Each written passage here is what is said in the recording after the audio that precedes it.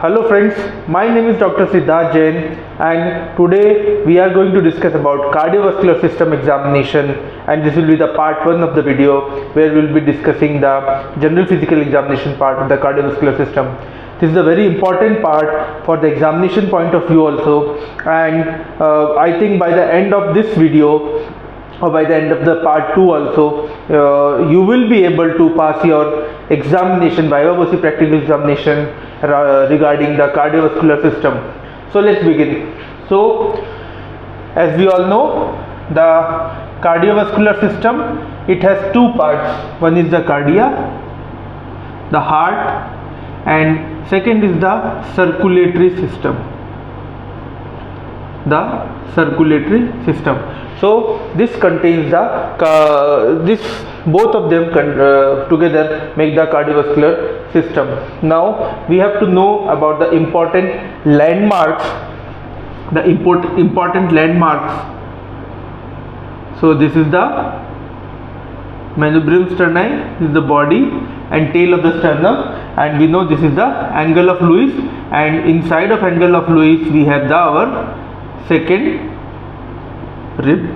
So this is the second rib on the side of the angle of Lewis, and below that is the second intercostal space, then the third rib. So this is the second intercostal space. Now from the sternal notch, so this is the sternal notch, and from here to the acromion process, this is the clavicle, and here in between this is the mid-clavicular line. So this is the mid-sternal line,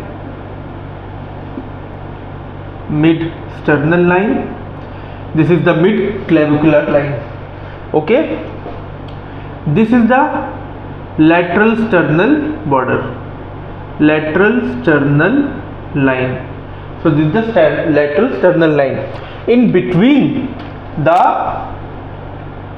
mid-sternal line and mid-clavicular line we have the parasternal line. So this is the parasternal line. Okay, now at the anterior fold of axilla, this is the anterior fold of axilla, we have the anterior axillary line, and from the center of the apex of axilla we have got the mid axillary line, and from the posterior fold we have got the posterior axillary line. Okay, and so this is how anteriorly and laterally we get our landmarks.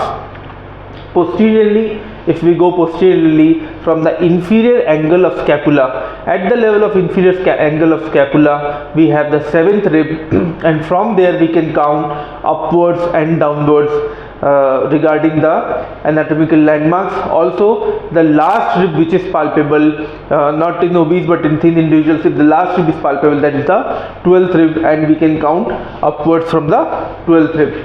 So these are the important anatomical landmarks in our cardiovascular system.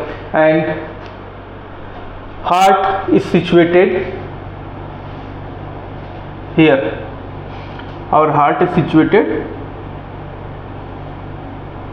here, and anterior the precordium. What is precordium? Precordium is the area of the chest that is overlying the heart.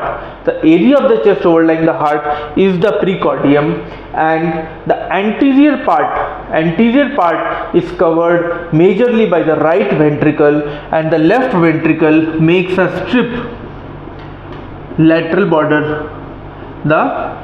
The strip of lateral border is made by the left ventricle, and anteriorly we have the right ventricle, and the uppermost border at the level of second rib, we have the uppermost border of the heart, and that is the left atrial appendage. So left atrial appendage is the uppermost border of the heart in the thorax.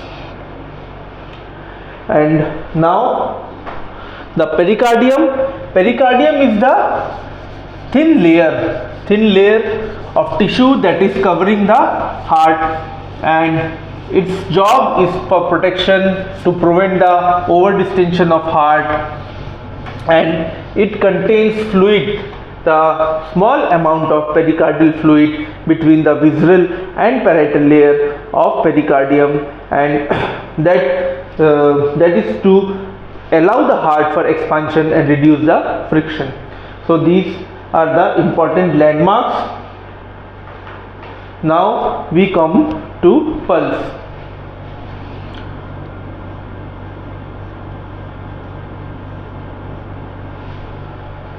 Pulse. What is a pulse? It is a waveform. It is not the column of blood. It is a waveform produced by contraction of heart.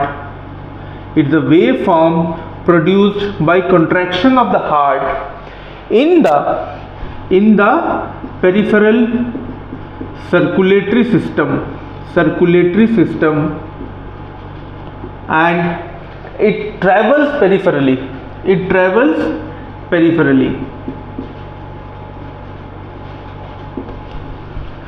So, and which is felt in the distal part of our body. So this is a waveform, and always remember, it is not the blood volume. By the time the blood is ejected from our heart, we have already felt the pulse in our radial artery. So this is the waveform and not the blood volume. So how much time it takes for the waveform to reach our peripheral system? So at the level of carotids, it reaches in 30 milliseconds.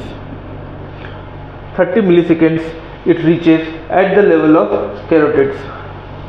At the level of brachials, it reaches in 60 milliseconds. Then femorals at 65 milliseconds. 75 milliseconds, and then the radial, it is 80 milliseconds. So always remember, femorals are felt before the radial, slightly before the radial. Okay, so this is one of the more important viva voce question, and femorals are felt before the radials, though not much appreciated, because only very small difference, but if examiner asks, then yes, the answer is femorals are before the radials. What all we have to see in a pulse?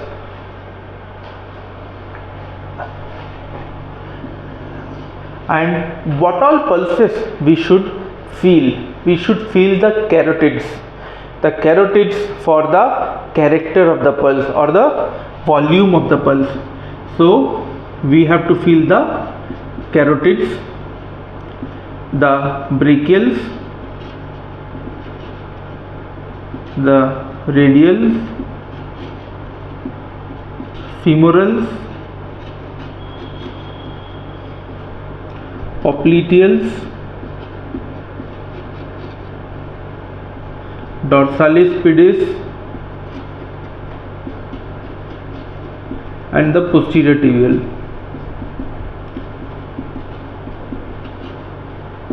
So in both the limbs we should, on both sides we have to feel for these. Remember, don't feel both the carotids together, you will be failed directly. So never examine a patient, never press both the carotids together. Only one carotid you have to examine, and then other carotid after some time. Okay, so what all we have to see in a pulse? We have to see the rate, rhythm, the character, volume, the radial or radiofemoral delay. Sometimes not for undergraduates, but in postgraduates we also have to see the force and condition of vessel wall.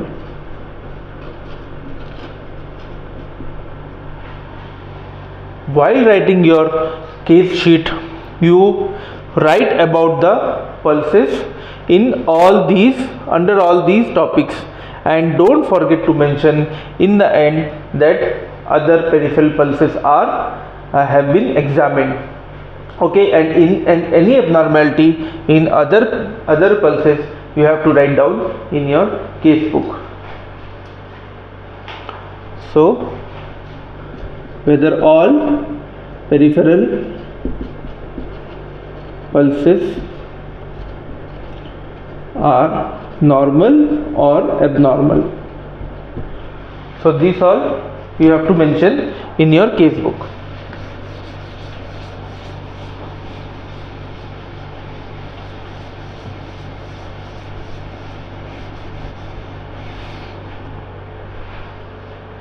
Now coming to the rate of the pulse.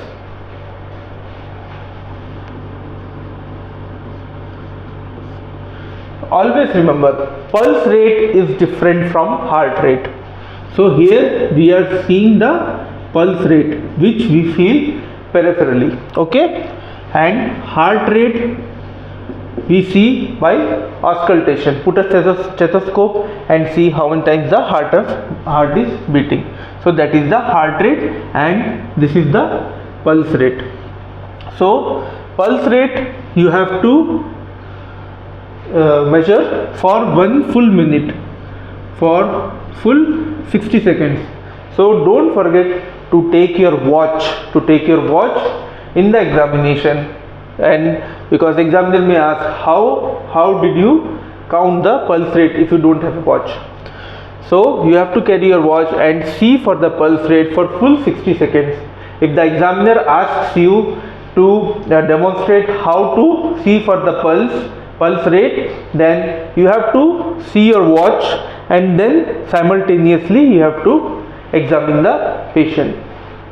Okay, so what is the normal pulse rate? So normal pulse rate is 60 to 100 per minute. 60 to 100 per minute. If less than 60 we call it as bradycardia, if more than 100 we call it as tachycardia. So now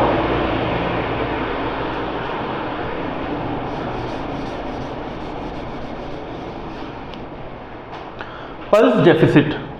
This is a very important viva voce question and very frequently asked. So what is the pulse deficit?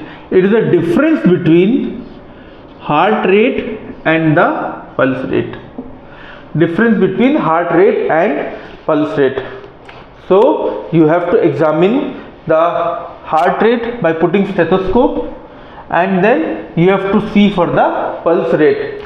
So in examination, if the examiner asks you to see for the pulse rate, you have to put your stethoscope and put the bell of the put the chest piece on the precordium of the patient and see the heart rate, and simultaneously you have to examine his pulse, the patient's pulse. You cannot count both of them. You cannot count both of them. You have to count only the missed beats. What a heart rate in which you heard the heart rate but you couldn't feel the pulse, only that you have to count. So you have counted that the pulse deficit, there is a heart sound you have heard but you did not feel the pulse, it is 2. Okay, it is 2 or 3 or 10, 15 or anything it can be, or it can be 0 in normal conditions. So what do we infer with this? Suppose there is a premature ventricular contraction in the ECG.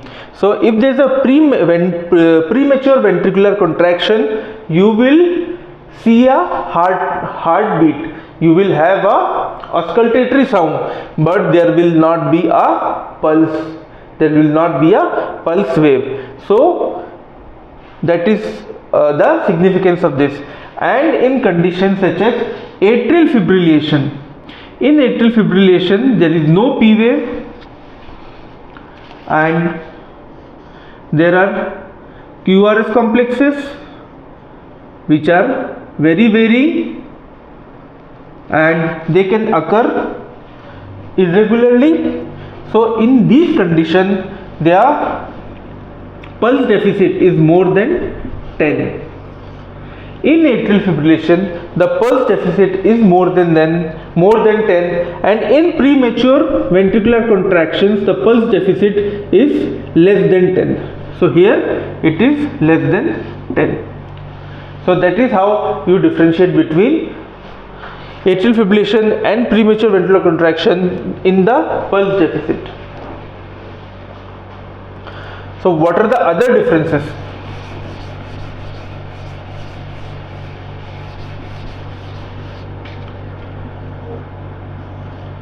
Atrial fibrillation and premature ventricular contraction. One I told you, the pulse deficit, here it will be more than 10 and here it will be less than 10. What will be there in JVP? As I have already mentioned, in JVP there will be absent A waves. A waves will be absent. Why? Because the atria is fibrillating. Atria is fibrillating, there is no effective atrial contraction, so the A wave will be absent in JVP, and here A wave will be present. Okay, A wave will be present. So this is the most important point to differentiate between atrial fibrillation and premature ventricular contraction. When you see the rhythm, it is irregularly irregular in this, irregularly irregular, like a chaotic. It will be chaotic. And in VPCs, it will not be chaotic. It can be regularly irregular, it can be regularly irregular, but it will not be a chaotic.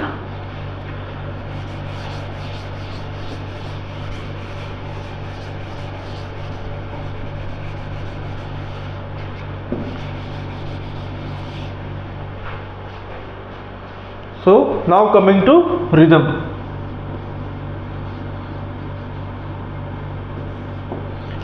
So rhythm, normal is regularly regular.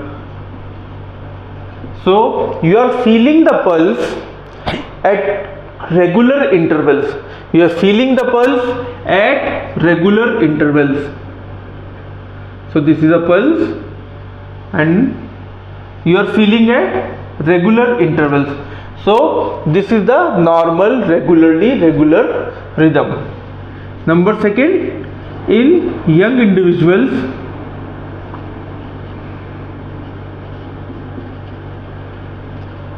or certain conditions, there can be sinus arrhythmia. With breathing the heart rate varies, so that may cause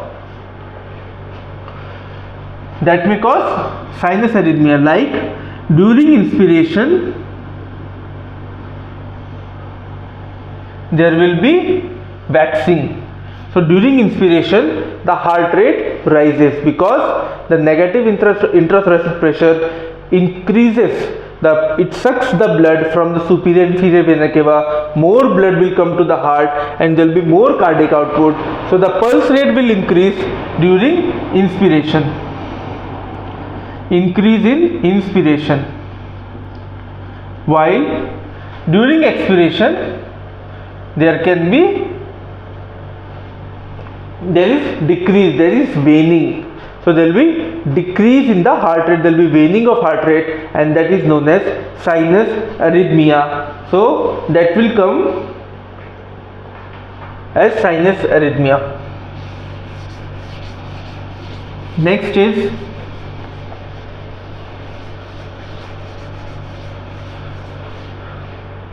regularly irregular.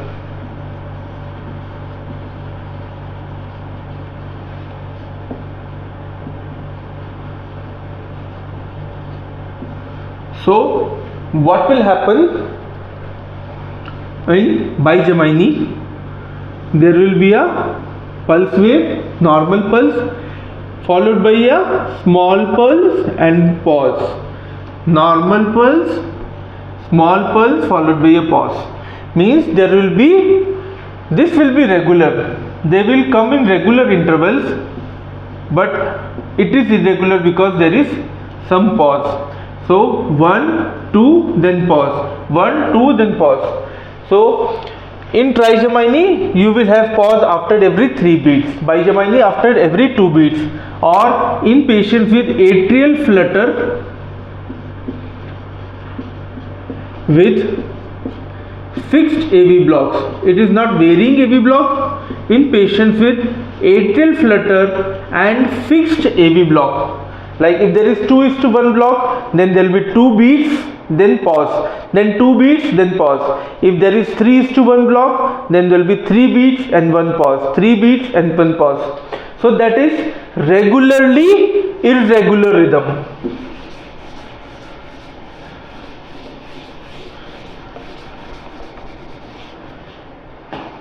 And last, irregularly irregular.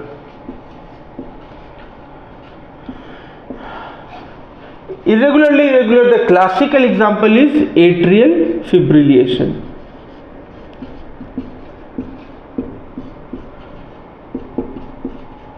Here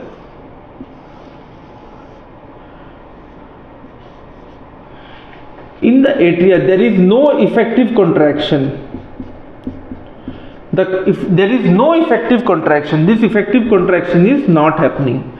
Some contraction will go to the ventricles, it will depolarize the ventricles, and by the time the next wave comes, the next action potential comes to depolarize the ventricle will be in a contracted state, or it will be in the state that it is not going to contract now. So in that time the ventricles were not contracting. As soon as ventricles become relaxed and another wave comes, ventricles will again contract. So ventricle will not contract in the refractory period. So as soon as the ventricle comes out of the refractory period and one action potential comes from the atria, it will depolarize the ventricles. Then like that it will be a chaotic situation, and in atrial fibrillation the heart rate will be irregularly irregular.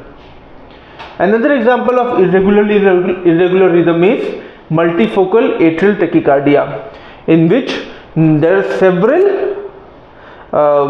points in the atria which take up the pacemaker activity, and each of the P waves in ECG are of different character.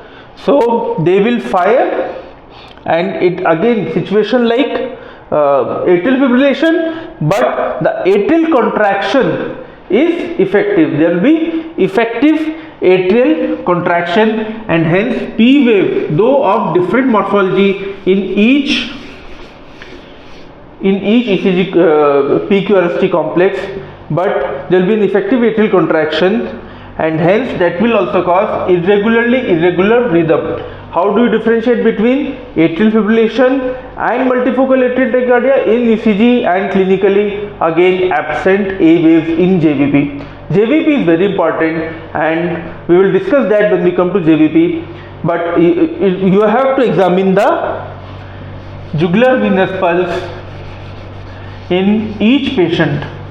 in each patient to develop the skill of examining JVP. Another example of irregular pulse is atrial flutter with varying blocks. If the blocks are varying, then there will be irregular pulse. Next is the volume of the pulse. Okay, so we examine volume of the pulse in carotids. So you here have to examine with thumb. Okay, so what is the volume? It is the amplitude of expansion. The amplitude of expansion of the vessel wall is known as the volume. Okay, so basically it is the difference between the diastolic and systolic. So diastolic is the empty state. So empty state, suppose this is the level at which there is the waveform, and during the filled stage this is the level. So the difference between the empty and the filled state is the amplitude or the volume of the pulse. Normally the normal is 30 to 60 millimeters of mercury. This is the normal volume. Normal expansion is between 30 to 60 millimeters of mercury. If it is less than 30, we call it as hypokinetic pulse, and if it is more than 60, we call it as hyperkinetic pulse. So the degree of expansion from empty state to filled state, this is the amplitude or the volume of the pulse, and it is best felt in the carotids.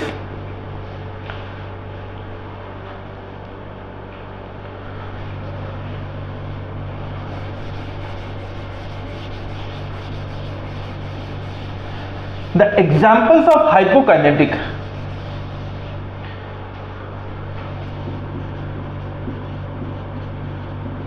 hypokinetic means the pump, the heart is not able to fill the blood vessels, or it is not able to generate the effective contraction.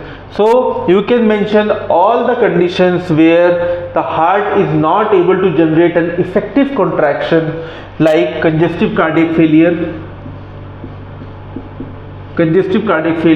mixed edema, cardiac tamponade, and so on. So in these conditions, the heart is not able to generate an effective contraction for a good pulse to be felt, and that is how we know that there is a hypokinetic pulse. Now hyperkinetic pulse.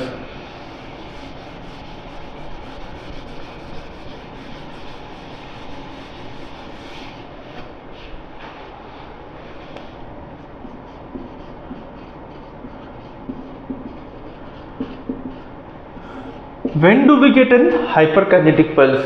The hyperkinetic pulse we get when there is a varying combination of increased stroke volume, increased cardiac output, or increased plasticity of vessels. Okay, so if we have a increase in stroke volume, or increase in cardiac output, or increased plasticity, which is also known as decreased peripheral vascular resistance. In all these conditions, decreased peripheral vascular resistance, in these conditions or a combination of these conditions, we will get a hyperkinetic pulse. So these are conditions such as anxiety, if the patient is very anxious, fever after exercise, okay, thyrotoxicosis,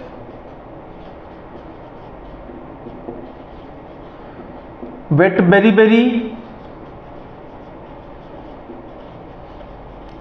large AV fistulas. So here we get these conditions where this increased stroke volume, increased cardiac output and increased plasticity or decreased peripheral vascular resistance we see in atherosclerosis. Okay, so here we see a hyperkinetic pulse.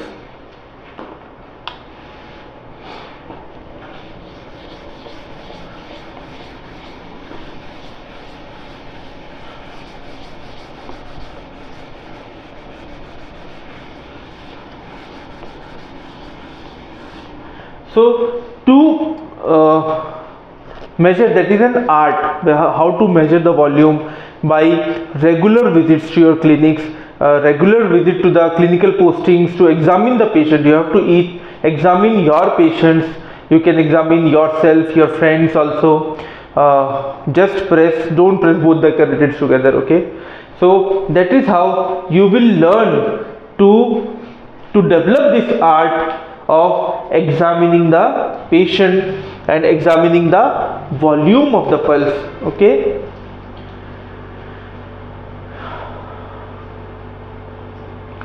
Next, I told you there is some point of force at by what force we are getting this pulse, and this is examined in the carotids. In the carotids we put 3 fingers, in the radials, and we put 3 fingers here, okay. The wrist has to be pronated and mildly flexed, okay. Then with the distalmost finger you have to press hard so that there are no pulsations coming from the ulnar artery. There are no pulsations coming from ulnar artery. You have to press hard the distal one, and then you have to examine the pulse with your middle finger regarding the force, by what force the pulse wave is coming, and then you can alter the amount of blood you can allow with your proximal finger, by which you can allow the amount of blood or volume that is coming and touching your middle finger. So that is how you see for the force, and again this is a clinical art which will come with time. So please examine all the patients for this.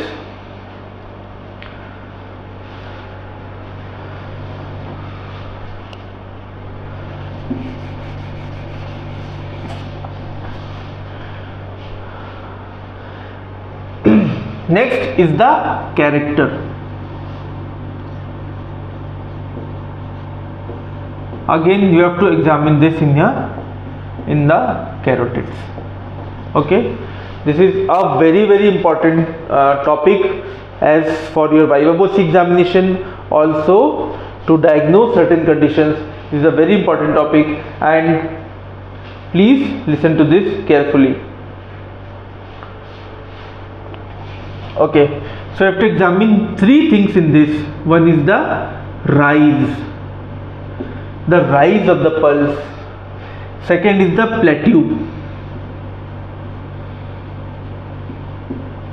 and third is the fall. So this is the upslope, this is the peak, and this is the downslope.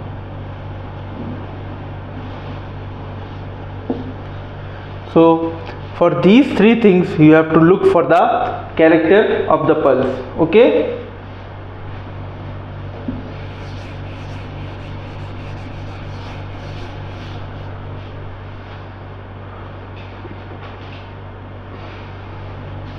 So how does a normal pulse look like? So this is the normal pulse. Okay, we get a percussion wave and a dichrotic notch. A percussion wave and a dichrotic notch. So this is the normal pulse.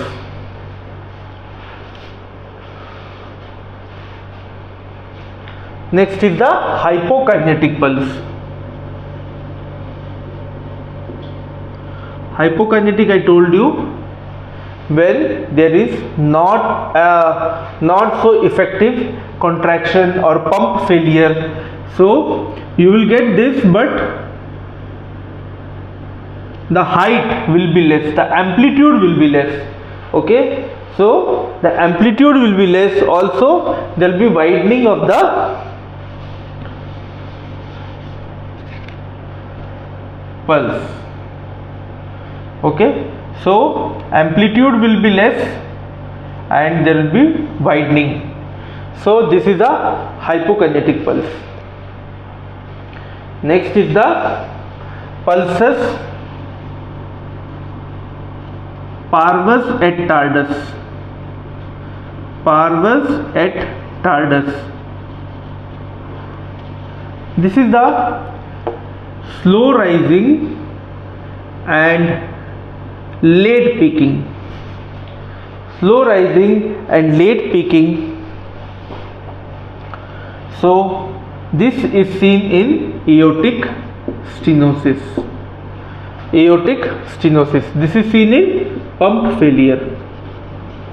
Pump failure. Pulsus parvus et tardus. Next is the high amplitude pulse. High amplitude pulse. There is a rapid upstroke and downslope, rapid downslope. So there is a rapid upslope and rapid downslope we see in high amplitude pulse or hyperkinetic pulse. Okay, so this is seen in high output states. High output states.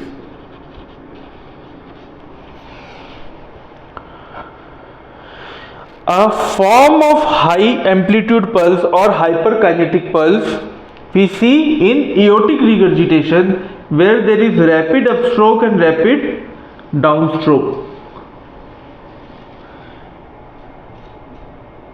Aortic regurgitation. Okay, so this rapid upstroke and rapid downstroke we also call this as Corrigan's pulse or water hammer pulse. So this is seen in aortic regurgitation. What is a water hammer? So again we are going for some Viva-voce, interesting Viva-voce questions that will help you score extra marks in your examination. What is a water hammer? It used to be a toy made of, it's a glass tube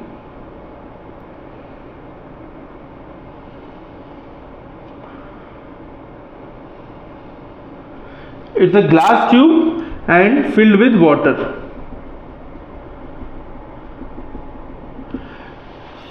This is a glass tube which is filled with water and there is vacuum, there is no air. So remember, there is no air. When there is no air, the water cannot be broken into pieces.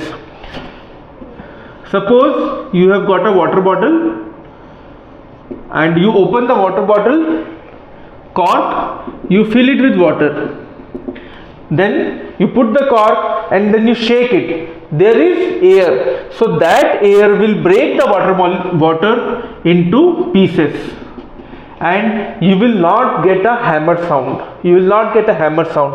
But if the air has been sucked out and there is only vacuum, and then if you shake this toy like this, there will be a very strong sound produced because the water is not broken into pieces, and that strong sound is looks like that it is tapping. It is tapping very strongly, and that is known as water hammer. So that is how we feel the pulse. This kind of pulse we feel in aortic regurgitation. And then how to feel for this water hammer pulse is that you have to see for the radials of the patient. Okay, with one hand you have to see for the radials of the patient in normal position, and another hand you have to put on the forearm. Okay, then both hands like this, you have to raise the hand above the level of the head, above the level of the head. The pulse from radials will disappear, and you will feel the pulse in the palm, on the forearm. It is collapsing, because in aortic regurgitation, you know what happens. Suppose this is the left ventricle and this is the aortic valve. The aortic valve is leaking. So when the blood comes back, when aortic valve closes, it cannot close properly. There is leaking of blood into the left ventricle. The left ventricle dilates, and there is more amount of blood which is there in left ventricle. So during next cardiac cycle, there will be increased amount of blood which is going into the aorta. So that will produce a rapid upstroke, and then it will when there is diastole, then the blood will come back, collapse back into the left ventricle, because the valve is not closing properly, and that will cause a rapid downstroke. So this we feel is as water hammer pulse.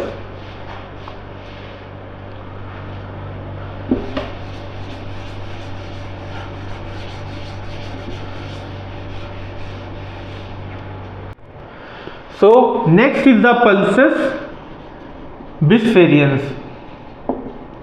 Pulsus bispheriens. Here we have two peaks in systole, okay, and then a dicrotic notch. So we have two peaks in systole and then a dicrotic notch. So this is pulsus bispheriens. It is seen in severe AR or AS with AR. We get pulsus bispheriens, two peaks in systole and then a dicrotic notch. Next is dicrotic pulse. Dicrotic pulse, it is seen in cases of severe dehydration where there is one peak in systole and another peak in diastole. The dicrotic notch, it becomes prominent and we get one peak in systole and another peak in diastole. This is dicrotic pulse. It is seen in conditions of severe dehydration, and in pre-antibiotic area we used to see this in enteric fever. Enteric fever, or in cases of severe dehydration. Nowadays we see in left ventricular failure. In left ventricular failure, then we can see this dicrotic pulse. Next is pulsus alternans.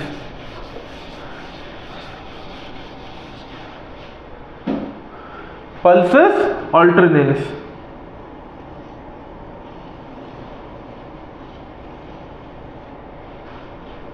one pulse with high amplitude, another with normal amplitude, another high amplitude, normal amplitude. This is known as pulses alternans.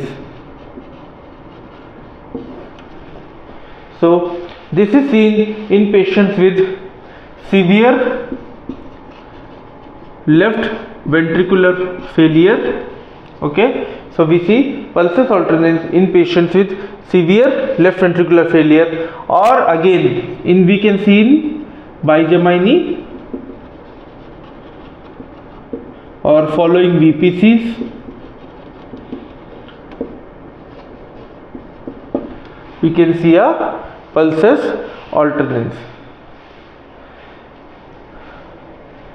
Okay, sorry, not in Bigemini, we can see in following the VPCs, because in Bigemini we discussed that there will be a pause. We will have a pause here.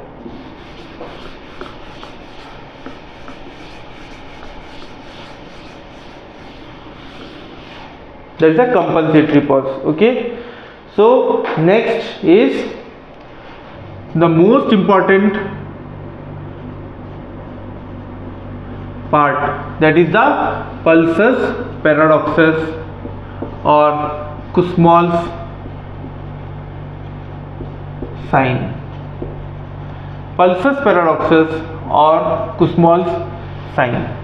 Okay, this is the most important part, most important question.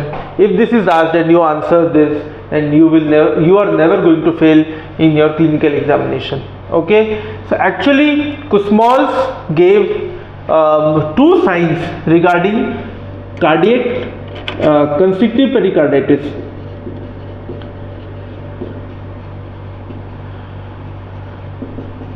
Okay, he gave two signs for constrictive pericarditis. One is for arterial pulse and another was for venous pulse. It is JVP. Okay, so in JVP, in venous pulse, actually the pulsus paradoxus we see is in JVP. There is a paradox. Okay, we will discuss that in JVP, that there is a paradox. Here in arterial pulse, it is not a paradox. It is just exaggeration of the normal phenomenon. What happens?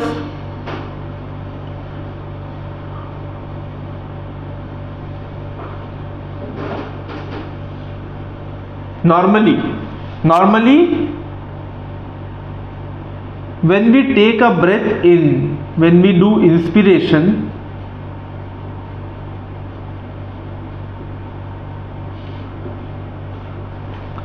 when we take a breath in, when we do inspiration, then our pulse volume falls. Pulse volume falls. Okay, because there is more pooling of the blood in the right heart system. Okay, there is, when we inspire, the lungs expand, and when the lungs expand in the pulmonary veins, there is more pooling of blood into the pulmonary veins, and that is the right heart system. So that is why the pulse volume falls. Okay, now what happens in constrictive pericarditis? This is around 2 mm of mercury. Okay, 2 mm of mercury, the pressure falls. In constrictive pericarditis, this becomes exaggerated.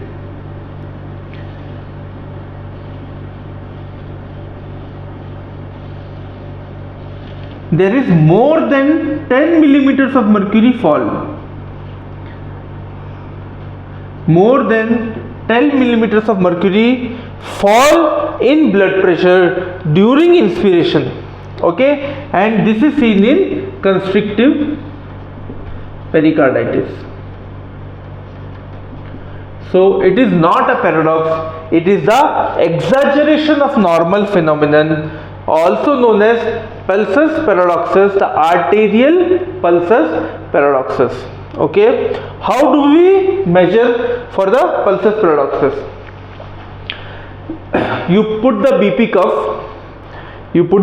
cuff and inflate it more than the systolic blood pressure. Inflate it more than the systolic blood pressure.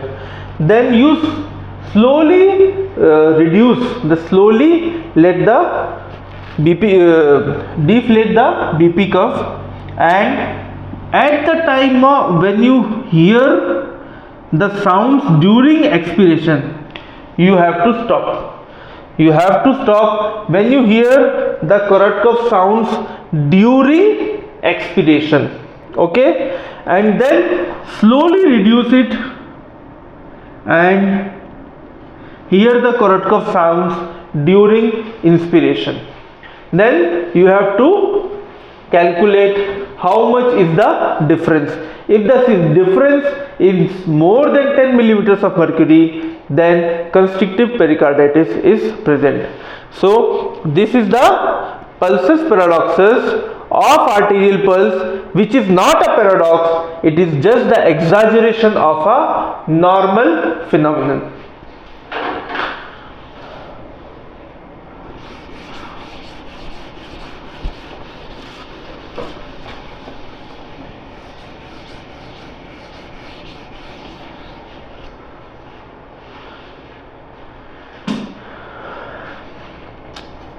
Then radial and radiofemoral delay.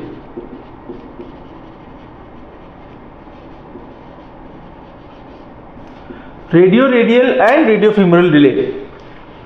Suppose there is a coarctation of aorta.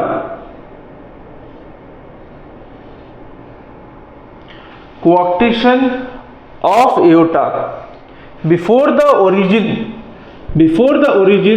of the left subclavian, before the origin of left subclavian. So in the right hand you will feel the pulse at the correct time, at the normal time, but there will be a delay in transmission of the pulse in the left radial, and that is how you can feel the radial delay. Okay, and radiofemoral delay, if there is a coarctation, this is the left subclavian, and after the level of left subclavian you get a coarctation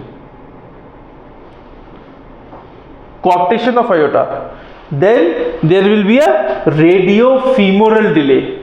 In the femoral arteries, the waveform will be delayed more than the radial. So that is how you will know the coarctation of aorta. You have to measure both the pulses simultaneously. You have to put your fingers on the patient's wrist, both the patient's wrists simultaneously, to see for the radial delay, and to see for the radiofemoral delay you have to palpate the radial artery patient's right hand with your left hand, and patient's right femoral with your right hand. Okay. Next is the condition of vessel wall. Condition of vessel wall.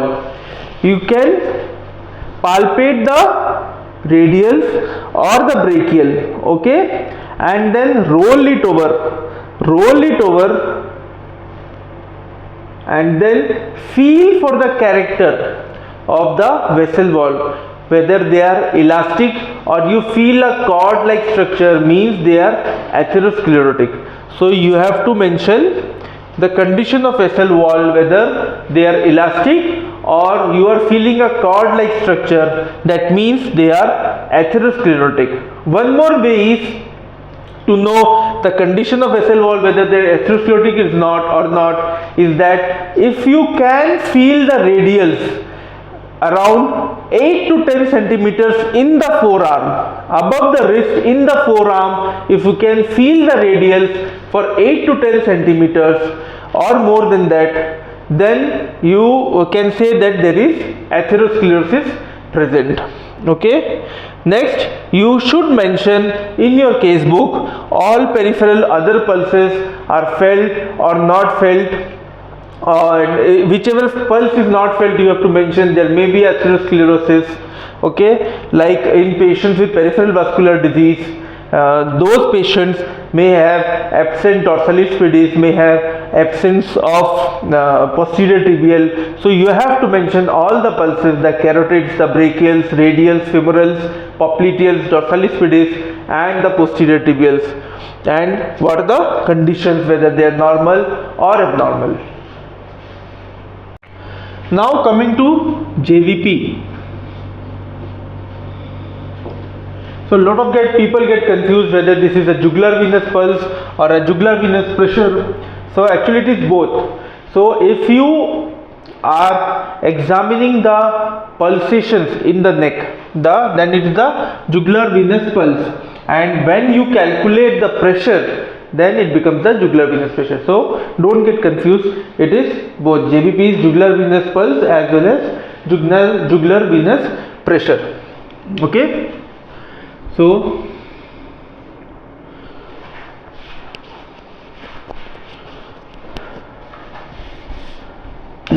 let's suppose this is the right atrium, right ventricle, and we know this is the superior vena cava and inferior vena cava. Superior vena cava and inferior vena cava. Okay, and this is the right ventricular outflow tract into the pulmonary system. Okay, so this is the right atrium, right ventricle, this is the inferior vena cava, superior vena cava, and then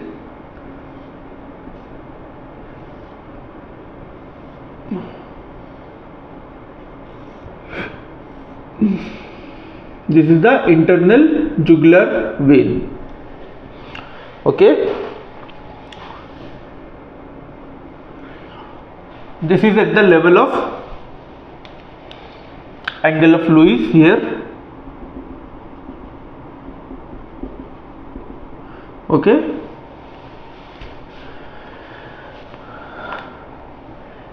we know that between the right atrium and the caval system till the internal jugular vein there are no valves.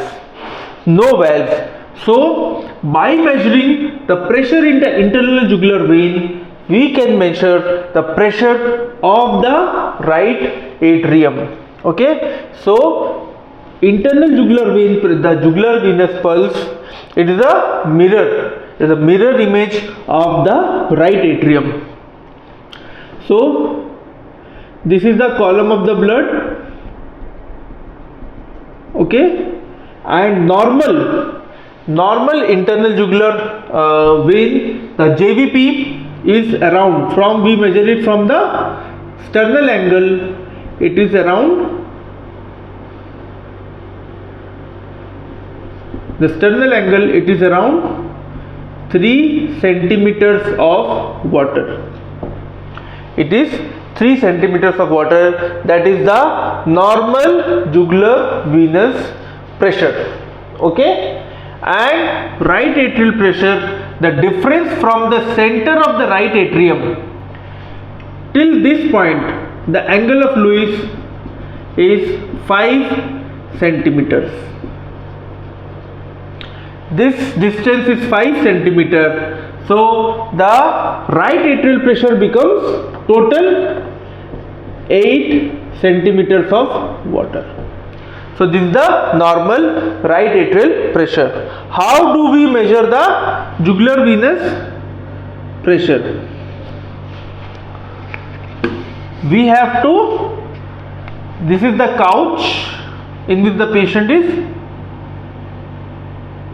we have to relax the patient in this couch at 45 degrees angle, at 45 degrees angle.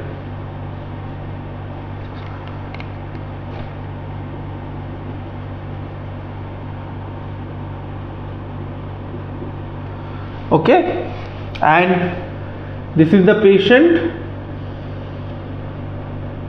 Okay, here the patient's heart.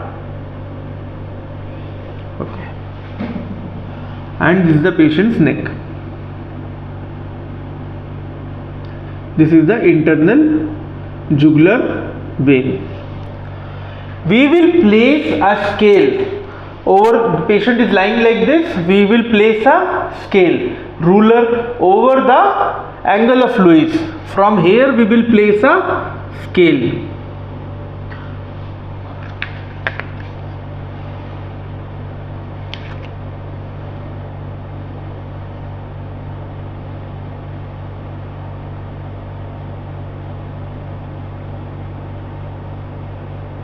Okay, and then we will observe till what level in the internal jugular vein we are seeing the blood column.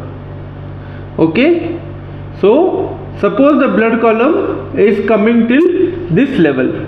So here one more scale we will put.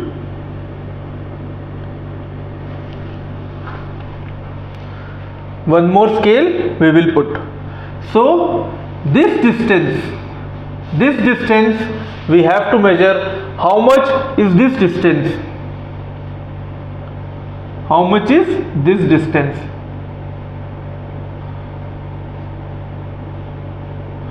Normally this is 3 centimeters.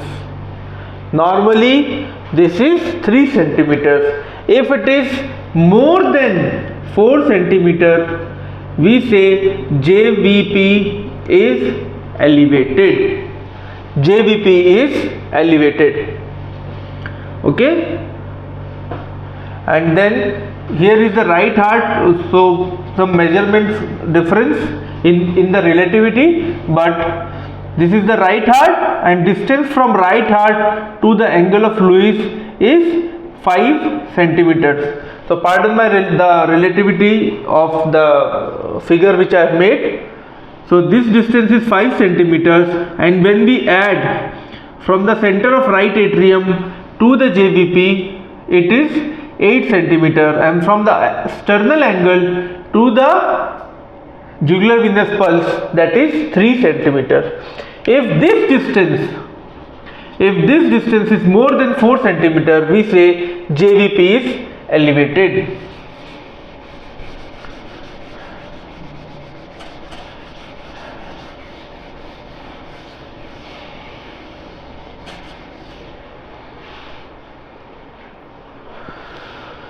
Now in the neck you can see two kinds of pulsation. One is the venous pulse, that is the internal jugular vein, and another is the arterial pulse, that is the carotids.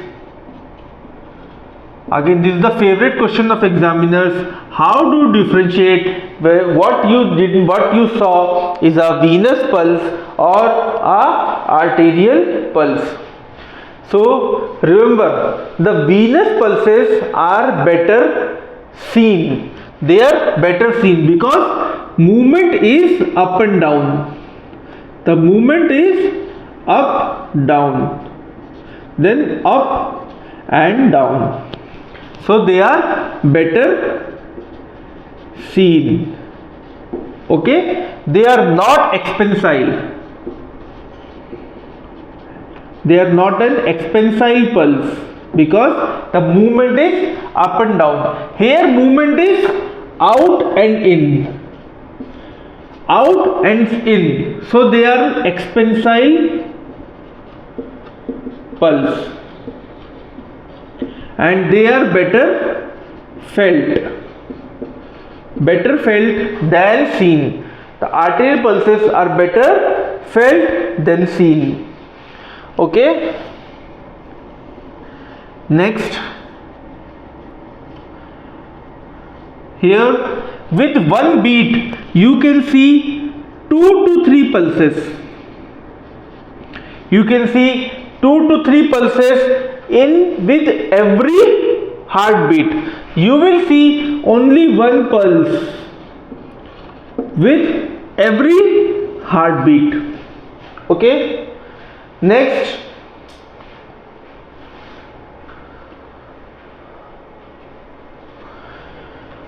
you press over the root of the neck. You press over the root of the neck and the JVP will disappear. However, the carotids will still be present. So, if you press over the root of neck,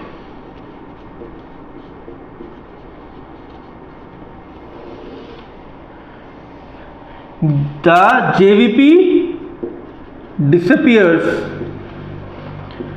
while the arterial pulses are still present. Number 4, the hepatojugular reflex. If you press over the right hypochondrium gently, press over the right hypochondrium gently, the JVP will increase and arterial pulses, the carotids, there will be no change. There will be no change in the carotid pulsations. So these are the major differences between JVP and arterial pulse. Okay.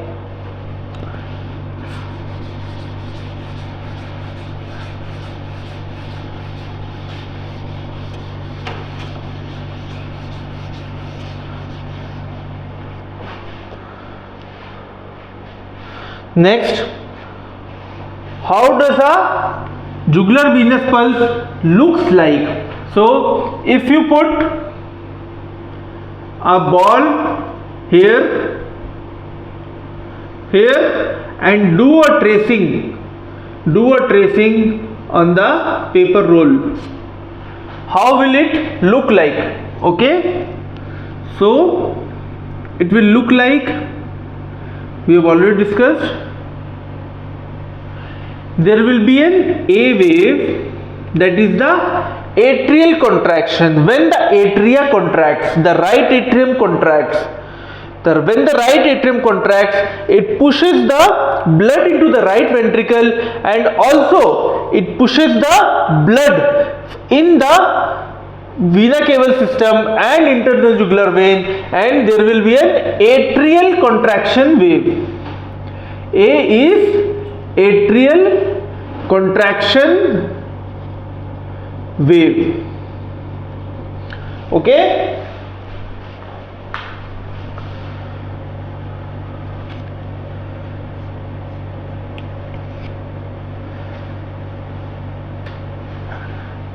Next, what happens at this point? At this point, the tricuspid valve will close. Tricuspid valve closes. Okay. So this is the atrial systole, and here the tricuspid valves will close. The right ventricle will contract and it will give a jerk to the tricuspid valve, and that will be transmitted into the internal jugular vein. That will give us the C wave. C wave. So C is the right ventricular contraction wave.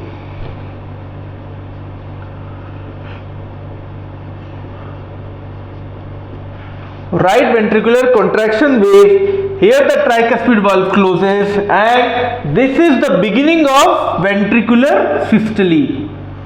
This is the beginning of ventricular systole and the beginning of atrial diastole.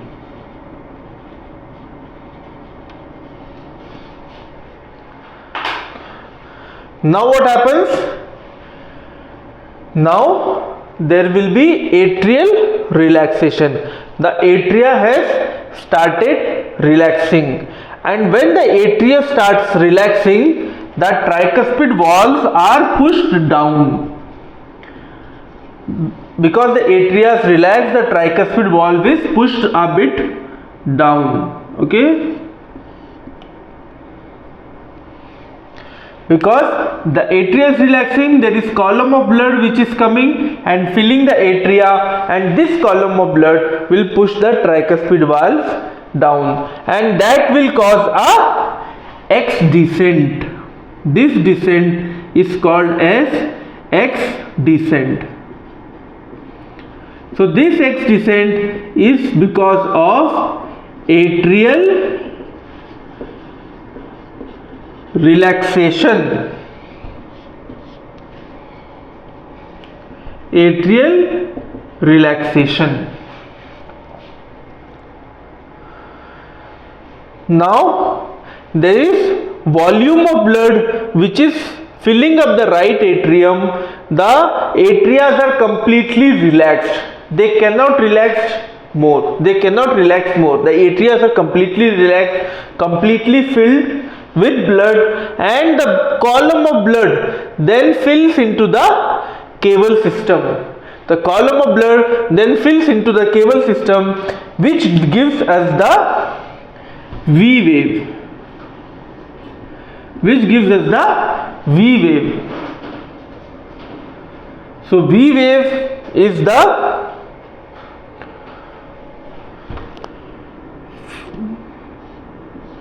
volume filling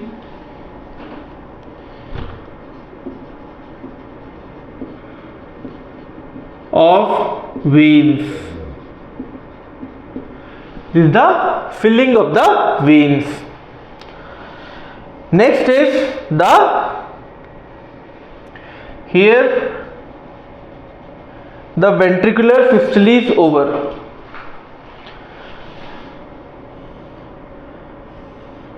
The ventricular systole is over. Now there is beginning of ventricular diastole. There is beginning of ventricular diastole.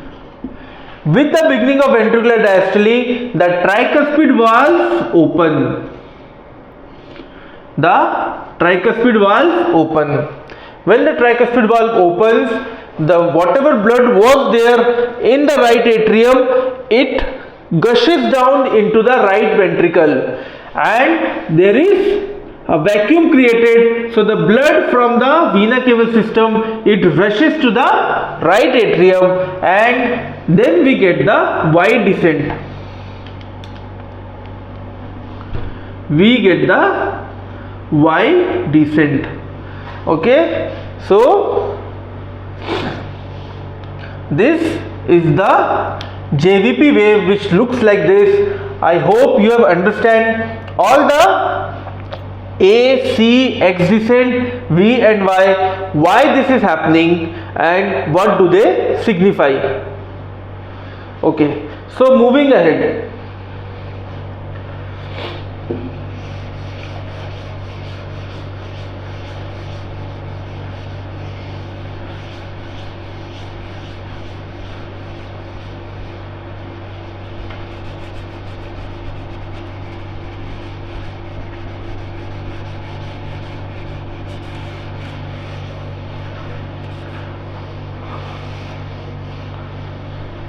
We will discuss about abnormal JVPs now.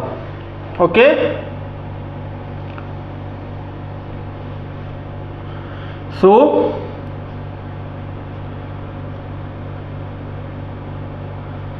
this is 3 centimeters, 6 centimeters, 9 centimeters, 12 centimeters. Okay, So normal JVP, I told you A, C, X, V and Y. A, C, X descent, then V and Y descent. So this is the normal JVP, and normal JVP is 3 centimeters of water. Now what happens when there is volume overload? If there is volume overload, suppose the patient of congestive cardiac failure, liver cirrhosis or any other condition where there is lot of volume overload in the venous system, then JVP will look like this only with just elevated pressures.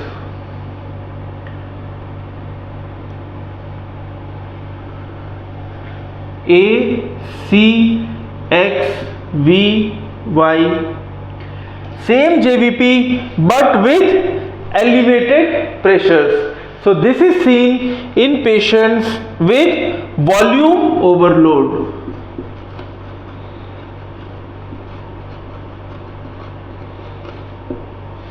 Okay.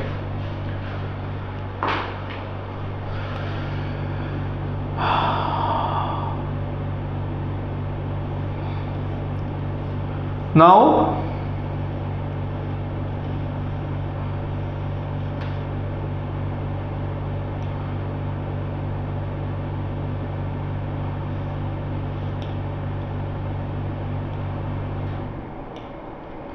I told you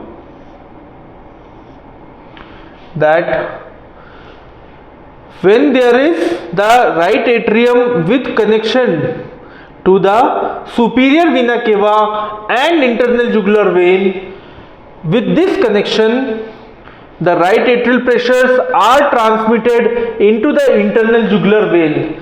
Suppose there is a block at this level, at the superior vena cava level there is a block, that is the superior vena cava obstruction, SVC syndrome. There is a block, then this pressure cannot be transmitted. The right atrial pressure cannot be transmitted into the internal jugular vein, and the venous filling from the superior internal jugular vein cannot happen into the superior vena cava. So the blood will remain pooled. The blood will remain pooled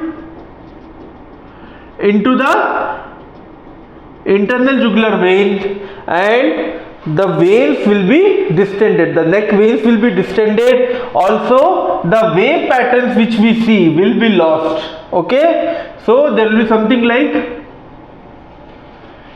there is lot of blood column which is present in the internal jugular vein with loss of waveforms. This we see in superior vena cava obstruction. Superior vena cava obstruction. Okay.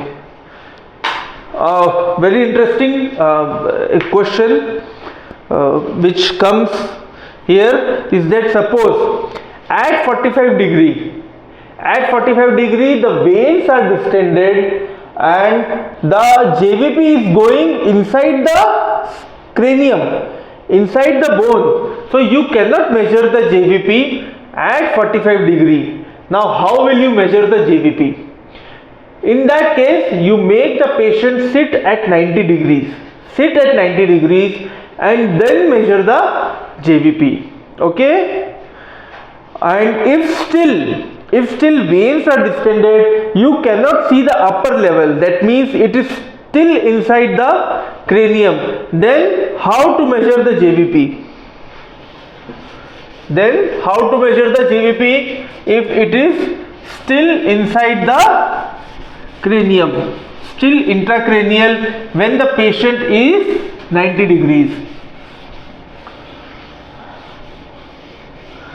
So remember, jugular venous pulse is the venous system. So roughly you can measure with hand veins. Hand veins, there will be distension of hand veins also, because there is lot of pooling of blood.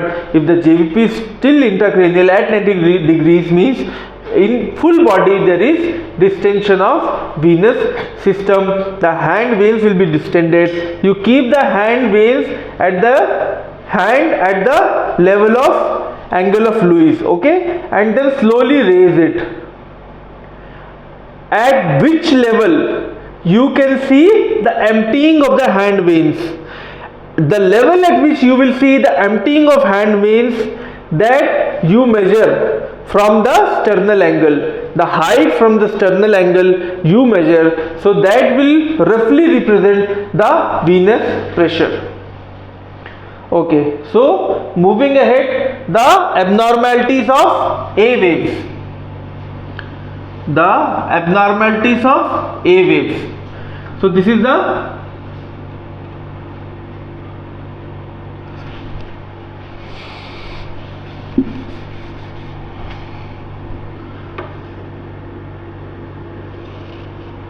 normal JVP. This is A, C, X, V and Y. So abnormalities of A wave, in some conditions when there is increased pressure, increased filling pressure,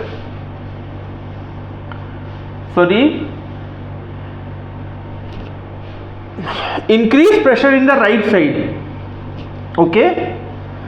So when there is tricuspid stenosis, when there is tricuspid stenosis or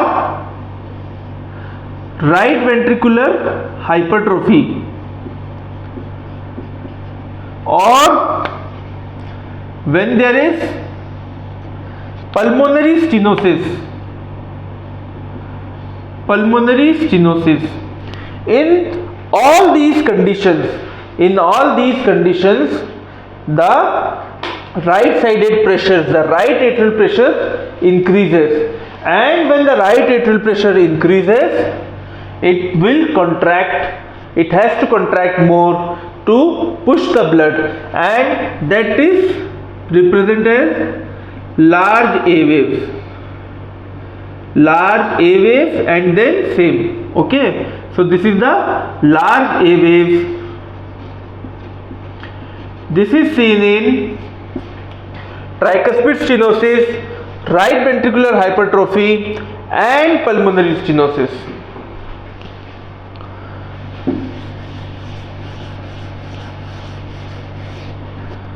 Now suppose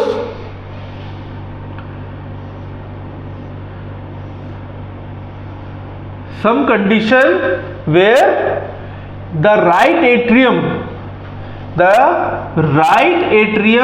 is contracting against closed tricuspid valve. The right atrium is contracting, but the tricuspid valve is not closed. Stenosis, we can see large A wave. But if it is closed, tricuspid valve is closed, we will see cannon A waves. We will see cannon A waves. And then C, X and Y normal. This is cannon A waves.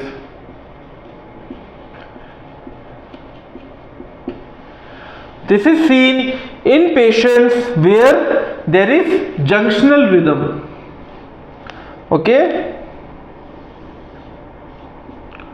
So this is the SA node, AV node. The SA node is not working, it has stopped firing, and the AV node is firing. When the AV node fires, the action potential spreads downwards and simultaneously it spreads upwards. When it spreads downwards and upwards simultaneously, the right atrium contracts against the closed tricuspid valve, and in this condition we will see a cannon A waves. Next, we can see in patients with complete heart block. In complete heart block, you know, it is a idioventricular rhythm. There is some focus in a ventricle which has taken place, and the ventricular rate becomes around 15 to 20, whereas the atrial rate, it will remain at around 70 to 100, suppose. So during some of these waves, there is complete dissociation of atria and the ventricular synchrony. In some of these waves, not all the waves, some of these waves, the ventricles and atria will contract simultaneously, or the atria will contract against closed tricuspid valve. The right atrium will contract against closed tricuspid valve. In those complexes only we can see Cannon A waves, very large A waves.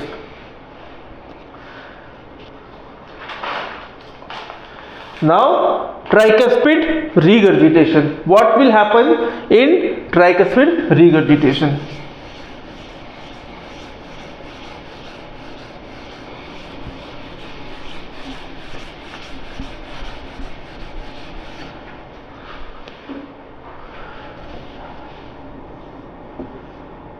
This is the right atrium, this is the right ventricle.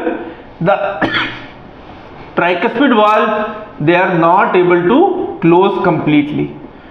They are not able to close completely.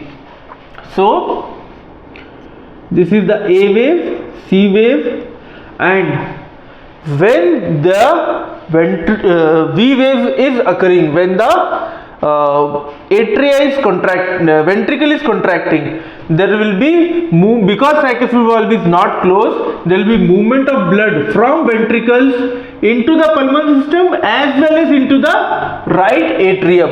Okay, so there will be movement of blood into the pulmonary system as well as into the right atrium, and there will be A, C, the X descent will disappear because the tricuspid valve is not the tricuspid valve is not relaxing the ventricular volume which is going into the right atrium. The V wave will start from here, and this is known as CV pattern. The X descent will disappear. X descent will be lost. Why it is lost? Because tricuspid valves are not closing. The ventricular volume, some of the amount of blood will go into the pulmonary system and some will go into the right atrium, and that is why we will get a CV wave. Just after ventricular contraction C wave, again the veins will start filling from the blood which is regurgitating back into the right atrium and into the vena cava system, into the IJV, and that will give us a V wave. So there will be CV pattern and the X descent will be lost.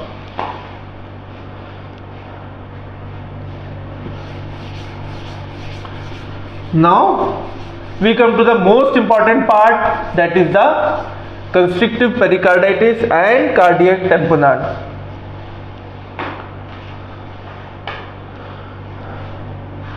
What is happening in constrictive pericarditis? The pathology: this is the right atrium, this is the left atrium, this is the right ventricle, this is the left ventricle. Okay, and there is a pericardium around which is encasing the heart. Due to repeated chronic inflammation of this pericardium has become fibrosed. It has become fibrosed. So much fibrosis has happened that it is not letting the heart to expand. It is not letting the heart to expand. Okay, and there is diaphragm here. This is the diaphragm. This is the diaphragm. Okay, and this is the chronic fibrosed pericardium. It is not letting the heart to expand, and it presses the right ventricle, because right ventricular wall, you know, that is thin than the left ventricle, so it will press the right ventricle inside. Okay, right atrium inside. So that is pushing the right ventricle. The right ventricular volume that decreases. The blood which can be accommodated into the right ventricle has significantly reduced, and the filling pressures, the blood filling pressures has risen. There will be increased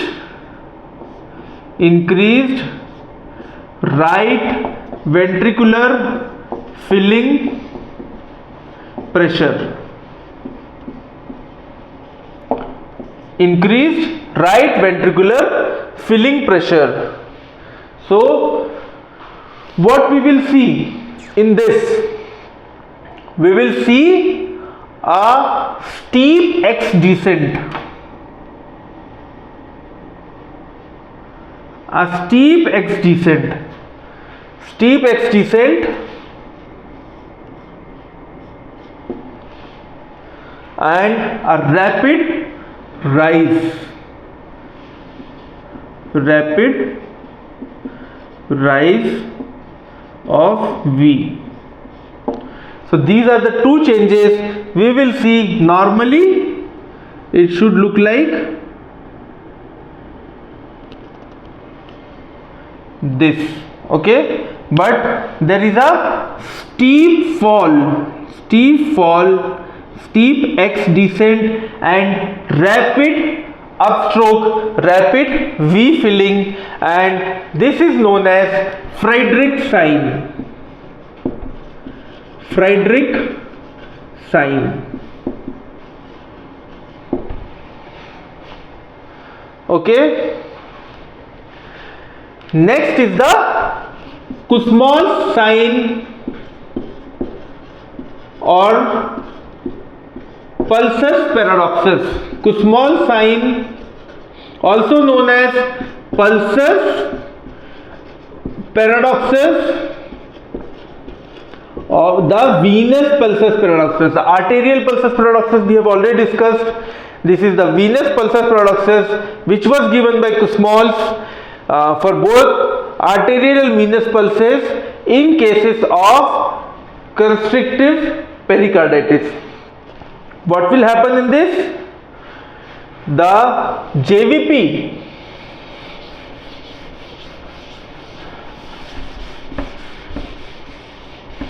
which normally increases during inspiration.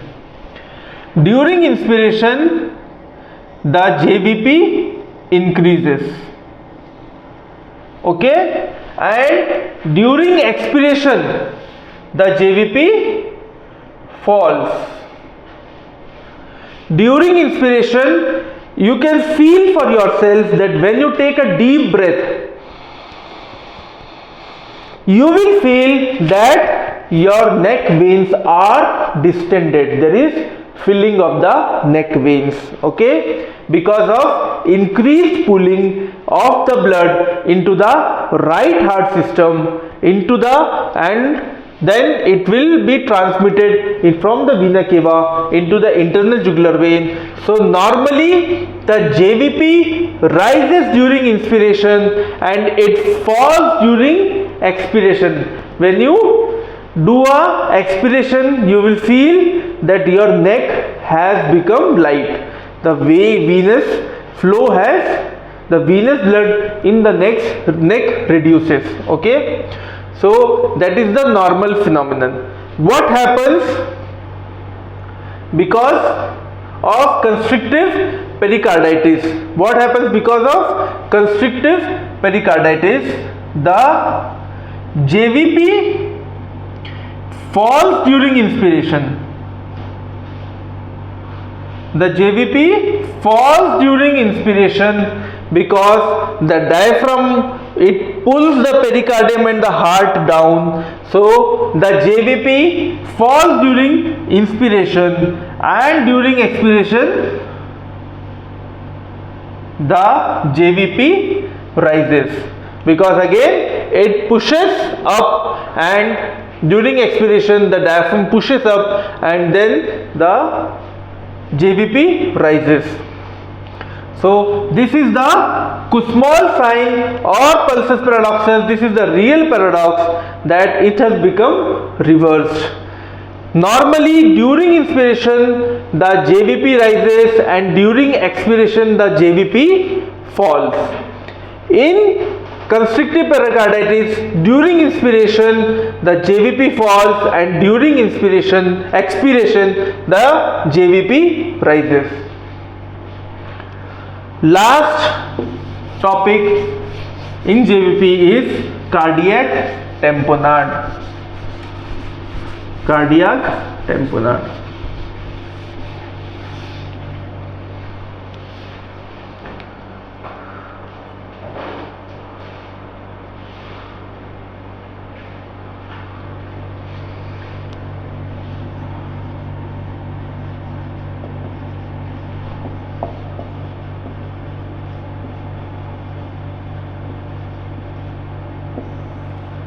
So what happens in cardiac tamponade? This is the heart, this is the pericardial layer, and there is fluid. Fluid is filled in pericardium. Small amount of sudden fluid, around 150 to 200 ml, or slowly if it is accumulating, then around 1000 to 1500 ml. That much is needed to strangulate the heart. This much amount of pressure, it puts on the heart, that it strangulates the heart. And how much pressure is needed? More than 15 mm of Hg, more than 15 millimeters of mercury pressure is needed to strangulate the heart. It can occur acutely with small amount of fluid, or chronically it will take large amount of fluid to achieve this pressure. So it is not about amount of fluid, it is the amount of pressure in cardiac tamponade. Remember, this is a medical emergency, and clinically you have to diagnose cardiac tamponade. You have to drain the fluid. Nowadays echo is available widely, but still echo sonography is available widely, but still you have to diagnose this clinically. Few conditions which are medical emergency, you have to diagnose clinically, you have to act fast. One of them is cardiac tamponade, other is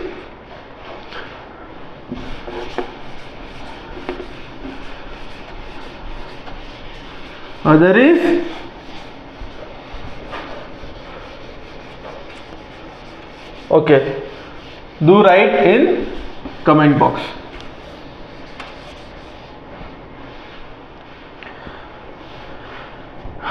Beck's triad in cardiac tamponade. Beck's triad. What happens in Beck's triad? The heart is strangulated. In cardiac tamponade, the heart is strangulated. There is no filling. And hence there will be no cardiac output. Very less cardiac output, and because of that you will have hypotension.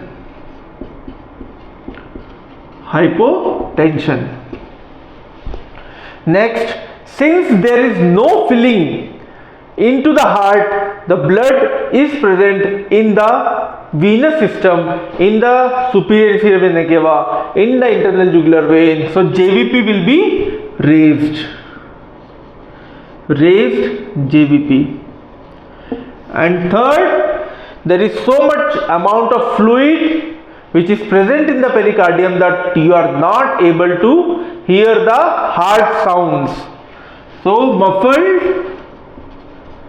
or absent heart sounds, muffled or absent heart sounds.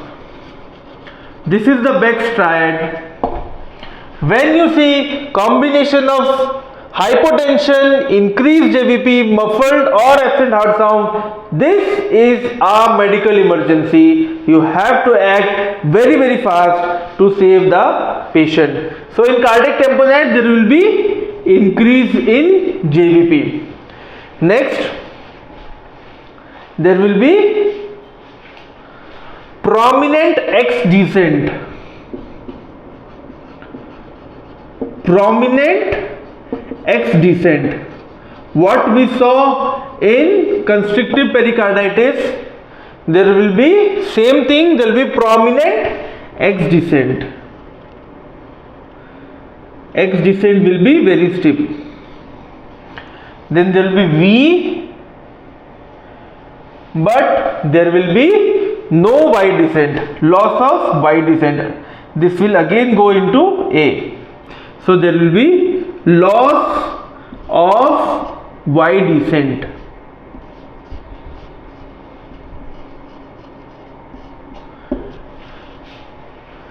Why? Because so much amount of pressure is there, so much amount of pressure is there that it is not allowing the heart to fill. So when tricuspid valve opens but the heart is not getting filled, because that pressure, the intrapericardial pressure, is more than the right ventricular filling pressures. There will be no right ventricular filling, so there will be loss of Y descent. So three changes in cardiac tamponade in JVPs. There will be increased JVP, prominent X descent, and loss of Y descent. Okay. Beck's triad, very very important, very important. Viva voce question, very important. MCQ, very important question in theory examination. Hypotension, raised JVP, muffled or absent heart sounds seen in cardiac tamponade. Treatment of cardiac tamponade, you have to drain the pericardial fluid. It is an emergency, you have to remove the pericardial fluid. So that is all for